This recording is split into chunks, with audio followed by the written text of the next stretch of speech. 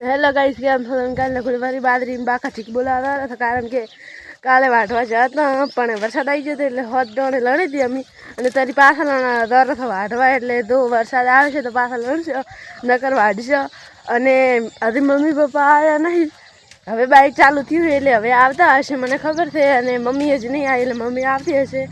તો ચલો બાકા ઝીકી બોલાવવાની બાજરીમાં કાલે વરસાદ આવી ગયો તો 2 વાગે એટલે વાઢવા આલી નથી તો ફાઇનલી પછી મળીશું. ફાઇનલી અમે વાઢતા હતા બાજરી ને હવે પાણી પીવા બેઠા હતા.